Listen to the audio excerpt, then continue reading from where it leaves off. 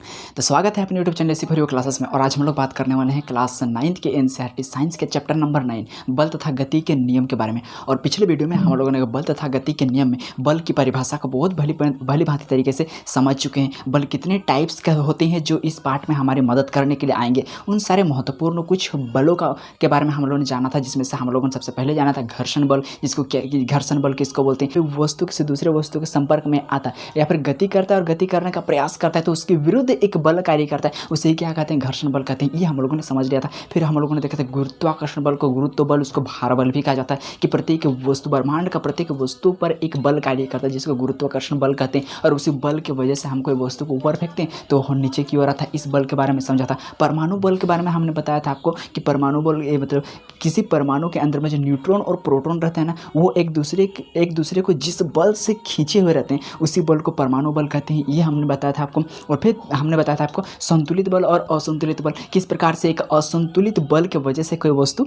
गति करने लगता है। तो इतने सारा चीज़ हम लोगों ने पिछली वीडियो में जान चुके थे। आज हम लोग जानने वाले हैं गैलीलियो के कुछ प्रयोगों के आधार पर उनके द्वारा परिभाषित किया गया इस जड़त्व के नियम को।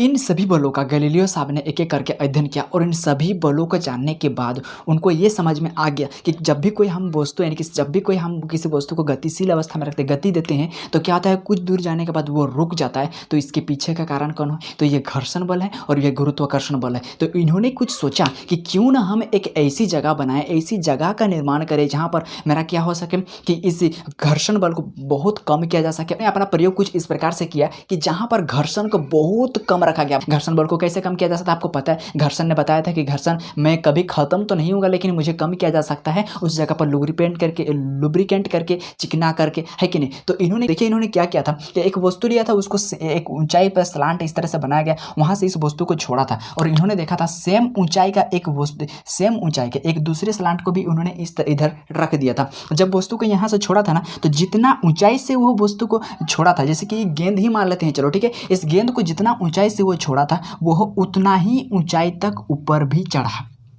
फिर उन्होंने क्या किया, इस वस्तु सेम ऊंचाई उतना ही ऊंचाई से छोड़ा, लेकिन अब की बार जो इसकी उठने वाली जो ढाल है इसको उन्होंने क्या किया, थोड़ा सा कम कर दिया। तब देखा कि यह बॉल को जब ऊपर से छोड़ा गया तो यह बॉल थोड़ा दूर तक गया। तब गैलीलियो को यह बात का पता चल चुका था कि यह बॉल को जितनी ऊंचाई से छोड़ा गया था उतना ही ऊंचाई तक वह ऊपर उठना चाहता है और उसी दूरी को प्राप्त करने के लिए वह कुछ ज़्यादा दूरी तक तय किया। अब क्या किया, इस सलांट को थोड़ा सा और कम कर दिया, इन्होंने ढाल को और थोड़ा सा कम कर दिया। और अब की बार उन्होंने देखा जो गेंद है उसी ऊंचाई को प्राप्त करने के लिए वही ऊंचाई इसको चाहिए, उस ऊंचाई को खोजते खोजते बॉल कहाँ चला गया, बहुत दूर चला गया। अब की बार इन्होंने क्या किया कि ऊंचाई तो सेम रखा वस्तु का, लेकिन एकदम क्षैतिज में क्या कर दिया, इस सलांट को क्षैतिज में रख दिया। और अब देखा कि जो अब की बार जो गेंद है वो गेंद क्या हो रहा है, अब की बार गेंद क्या हो रहा है कि वो गेंद इसी ऊंचाई को प्राप्त करने के लिए इस सतह पर एकदम चलता ही जा रहा है जब तक कि उसको यह ऊंचाई ना ही प्राप्त होगा और ना ही यह वस्तु कभी रुकेगा। तब गैलीलियो को पता चला कि यदि हम लोग कुछ ऐसे जगह का निर्माण कर सकें, ऐसा जगह जहाँ पर से तुम अगर घर्षण बल को कम कर दोगे, बहुत कम, और यदि घर्षण बल को बहुत कम कर दिया जाए और दूसरा जो रोकने वाला बल है वो गुरुत्वाकर्षण बल इसको भी कम कर दिया जाए, घर्षण बल और गुरुत्वाकर्षण बल को यदि कम कर दिया जाए तो क्या हो जाता है कि यह वस्तु अगर गति में है तो वह गति करता ही रहेगा। और यदि कोई वस्तु स्थिर में है और उस पर स्थिर में है तो वस्तु क्या रहेगा, वो स्थिर में ही रहेगा। लेकिन यदि वस्तु गति में रहेगा और उस पर से इस दोनों बल को हटा दिया जाता है तो वस्तु क्या होता है, वो चलता ही रहेगा। और यदि वस्तु एक जगह पर स्थिर है तो वो स्थिर ही रहेगा। इसका मतलब उनको पता चल गया कि वस्तु जो अपनी स्थिति, जो भी उसकी स्थिति है, या तो गतिशील अवस्था में है या फिर अपनी जगह पर चुपचाप खड़ा है, कोई भी वस्तु अपनी स्थिति परिवर्तन का विरोध करता है।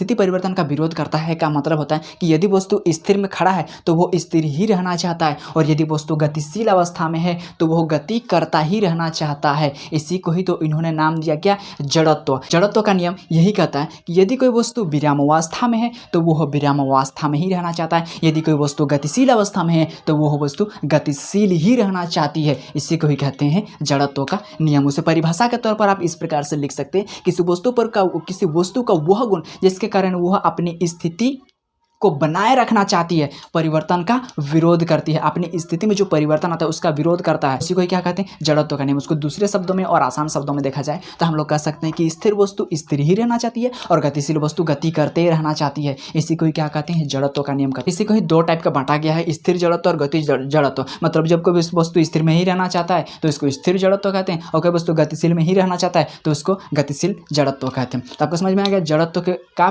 खोज इन्होंने किस प्रकार से अपने प्रयोग के आधार पर किया था। अब जब जड़त्व का आ गया तो यह जो जड़त्व है, जड़त्व के बारे में 2-3 पॉइंट हम लोगों को याद रखना है, ज़्यादा कुछ जानना नहीं है इसमें। जड़त्व के बारे में सबसे पहले इसकी खोज के बारे में आपको बहुत बढ़िया तरीके से समझ में आ गया होगा किस प्रकार से उन्होंने जड़त्व का खोज किया था, यानी कि जड़त्व का खोज किया था उन्होंने, ठीक है। तो जड़त्व का खोज सबसे पहले गैलीलियो साहब ने दिया था, और इन्होंने यही कहा था कि स्थिर वस्तु स्थिर रहना चाहती है और गतिशील वस्तु गतिशील ही रहना चाहती है, ठीक है। और दूसरा पॉइंट, इसका मेन और दूसरा पॉइंट जो यहीं पर से हम लोगों को क्वेश्चन पूछा जाता है वो तो दूसरा पॉइंट ये कि यह द्रव्यमान पर निर्भर करता है। जो जड़त्व होता है वह द्रव्यमान पर निर्भर करता है। द्रव्यमान पर निर्भर करता है कहने का मतलब होता है कि जो वस्तु जितना ज़्यादा द्रव्यमान का होगा उसमें यह जड़त्व का गुण भी बहुत ज़्यादा पाया जाएगा। अब जड़त्व का गुण मतलब जैसे कि हम बात करें कि एक बस, एक ट्रेन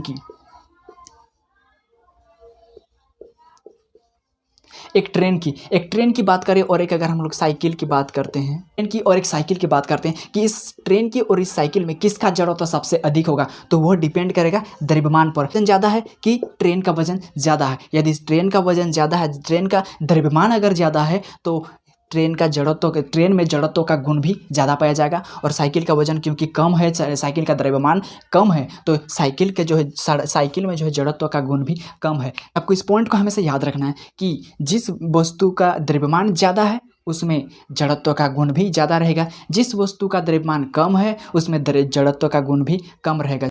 तीसरा पॉइंट आपको यह याद रखना है क्योंकि यह द्रव्यमान पर निर्भर करता है, तो इसे हम लोग जो दर्शाते हैं उसे भी हम लोग किलोग्राम से ही दर्शाते हैं। तो ये सारा चीज़ आपको जड़त्व के बारे में याद रखना चाहिए। तो जड़त्व के बारे में सबसे पहले क्या याद रखना चाहिए कि उन्होंने अपना प्रयोग किस प्रकार से किया था, है ना। तो प्रयोग में उन्होंने इस प्रकार से किया था, और घर्षण रहित जगह जहाँ पर घर्षण नहीं हो तो वहीं पर उन्होंने ऐसा प्रयोग किया। अपने आधार पर उन्होंने एक परिभाषा दिया था कि वस्तु जो है अपनी स्थिति परिवर्तन का विरोध करता है, जिसको क्या कहते हैं, जड़त्व का नियम का। आपको क्वेश्चन पूछा जाएगा कि इसका खोज किसने किया था, तो आप बता दीजिएगा कि इसका खोज गैलीलियो ने किया था। ये पूछा जाएगा, फिर आपको पूछा जाएगा कि किसी साइकिल और एक बस में किसमें जड़त्व का गुण सबसे ज़्यादा है, तो आप आराम से बोल सकते हो जिसका वजन ज़्यादा है, जिसका द्रव्यमान ज़्यादा है, उसी का ही जड़त्व का गुण भी क्या रहता है, ज़्यादा रहता है। जड़त्व को किससे दर्शाया जाता है, तो जड़त्व को हम लोग किलोग्राम से ही दर्शाते हैं। 2-4 पॉइंट का क्वेश्चन यहाँ पर आपको पूछने के लिए आ सकता है, ज़्यादा बड़ा टॉपिक है नहीं। अब आते हैं हम लोग न्यूटन का फर्स्ट लॉ के बारे में। गैलीलियो ने क्या कह दिया कि कोई वस्तु यदि स्थिर अवस्था में है तो वो स्थिर ही रहना चाहता है, और कोई वस्तु अगर गतिशील अवस्था में है, असंतुलित बल इस पर अप्लाई कर दिया जाता है तो वह गतिशील मतलब गति करता हुआ रहना चाहता है, लेकिन उसके लिए घर्षण रहित जगह होना चाहिए, है कि नहीं। तो कोई वस्तु अगर स्थिर अवस्था में है तो स्थिर ही रहना चाहती है, और कोई वस्तु अगर गतिशील अवस्था में है तो वो गतिशील ही रहना चाहती है। तो खोजने के बाद इन्होंने अपना प्रयोग को आगे नहीं बढ़ाया, और इसी प्रयोग को आगे बढ़ाते हुए न्यूटन नाम का एक वैज्ञानिक आया, इसी गैलीलियो का ही प्रयोग को आगे बढ़ाया। गैलीलियो ने तो कह दिया कि कोई वस्तु गतिशील अवस्था में रहता है तो गतिशील ही रहना चाहता है, और कोई वस्तु स्थिर अवस्था में है तो स्थिर ही रहना चाहता है। लेकिन यदि कोई बल अप्लाई करके अगर हम उस वस्तु को रोकना चाहेंगे तो वह रुक सकता है, और यदि कोई बल अप्लाई करके जो यहाँ पर रुका हुआ वस्तु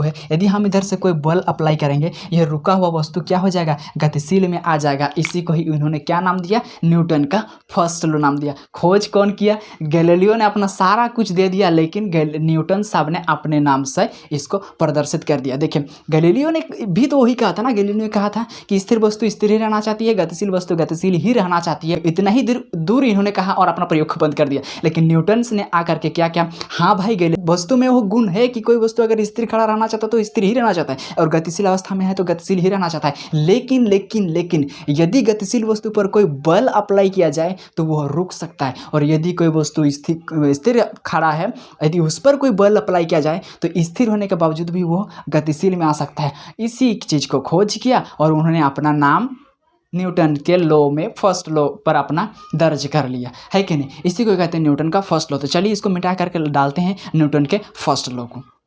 तो चलिए अब हम लोग समझते हैं न्यूटन के फर्स्ट लॉ को, गति का पहला नियम। न्यूटन साहब ने गति पर पहला नियम जो दिया था, इसका हम लोग न्यूटन्स का फर्स्ट लॉ यानी कि न्यूटन का प्रथम नियम के नाम से इसको जानते हैं कि न्यूटन का पहला नियम किस प्रकार से था। न्यूटन का पहला नियम था गैलीलियो के जड़त्व का नियम पर ही आधारित है। गैलीलियो ने क्या कहा था कि कोई वस्तु अगर स्थिर में रहता है तो वो स्थिर ही रहना चाहता है, यदि कोई वस्तु गतिशील अवस्था में है तो वह गति में ही रहना चाहता है। इतना ही दूर कहा था किसने, गैलीलियो साहब ने। न्यूटन ने आकर के इसमें थोड़ा सा शब्द जोड़ दिया, हाँ, कि यदि कोई वस्तु स्थिर अवस्था में रहता है तो स्थिर अवस्था में ही रहना चाहता है, यदि कोई वस्तु गतिशील अवस्था में है तो गतिशील अवस्था में ही रहना चाहता है, जब तक कि उस पर कोई बाहरी बल कार्य ना करे। यदि उस पर हम कोई बाहरी बल लगा देते हैं तो खड़ा हुआ व्यक्ति को धक्का दे देते हैं तो वो भी चलने लगेगा, खड़ा हुआ गाड़ी को अगर धक्का दे देते हैं तो वो भी चलने लगेगा, है कि नहीं। कोई वस्तु अगर गति में है तो उसको हम बल लगा करके क्या कर सकते हैं, उसको रोक सकते हैं, ऐसा इन्होंने कहा और इसी को ही उन्होंने अपना फर्स्ट नियम उसको घोषित कर दिया, है कि नहीं। तो न्यूटन का पहला नियम यही कहता है कि प्रत्येक वस्तु अपने अवस्था को तब तक बनाए रखता है कि जब तक उस पर कोई बाहरी फोर्स अप्लाई न किया गया, एक्सटर्नल फोर्स उस पर जब तक अप्लाई नहीं किए हैं तब तक ही वस्तु अपनी स्थिति को बनाए रखती है। पहला नियम हमारे दैनिक जीवन शैली से जुड़ा हुआ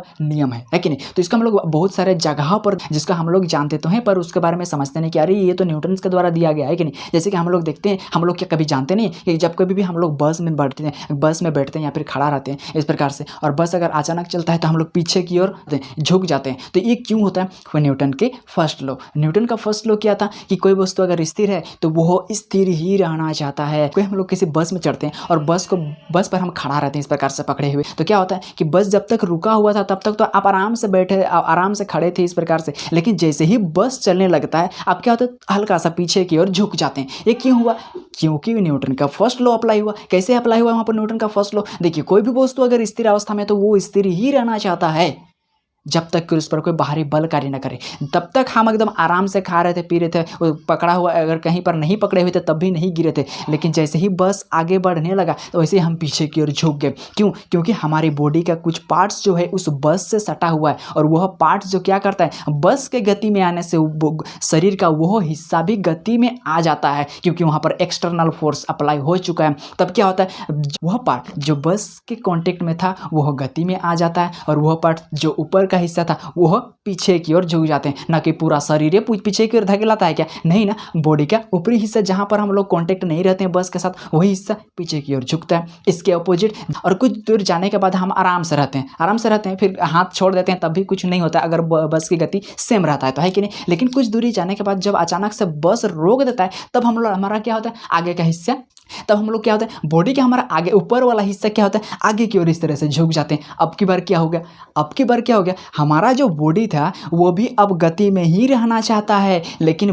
गाड़ी को ब्रेक मारने के बाद शरीर का वो हिस्सा जो गाड़ी के कांटेक्ट में था वो बोलता है हम भी रुक जाएंगे। वो रुक गया, लेकिन बॉडी का ऊपरी हिस्सा जो उसके कांटेक्ट में नहीं था वो बोलता है हम आगे चलते रहेंगे, हम आगे जाते ही रहेंगे। और इसकी वजह से क्या होता है, वो आगे की ओर जाने खोजता है और कहीं पर हम लोग को चोट लग जाता है। तो न्यूटन का फर्स्ट लॉ जान करिएगा अगर आप कहीं पर बस में चढ़ने वाले हैं तो, ठीक है, या फिर कहीं भी गाड़ी पर हो, कहीं पर भी न्यूटन का फर्स्ट लॉ हर जगह पर जुड़ा हुआ रहता है। आप उसको जानने का प्रयास कीजिए कहाँ पर न्यूटन का फर्स्ट लॉ अप्लाई होता है। कहीं पर अगर एक्सीडेंट होता है, आप लोगों ने देखा होगा, कहीं पर अगर एक्सीडेंट होता है, वो स्ट्रीम गाड़ी को चलाता हुआ, आप लोगों ने सीट बेल्ट बांधने के लिए कहा जाता है। क्यों, यदि आप सीट बेल्ट ना बांधिएगा, आप सीट बेल्ट नहीं बांधिएगा तो आपका जो ऊपरी हिस्सा है जो सीट से सटा हुआ नहीं, सीट से ऊपर ये जो हिस्सा होता है वो पूरा आगे में आपका टक्कर हो जाएगा, दुर्घटना हो सकता है कि नहीं। सीट बेल्ट बांधने के बाद भी, हमारा सीट बेल्ट को बांधने के बाद भी हम जब गाड़ी चलाते हैं और अचानक से आगे में एक्सीडेंट हो जाता है, जब किसी से टकरा जाते हैं तो हमारा सर क्या होता है, एकदम पर आगे झुक जाता है। क्यों, न्यूटन का फर्स्ट लॉ अप्लाई हो जाता है। कभी भी एक्सीडेंट हो जाता है तो हमारा शरीर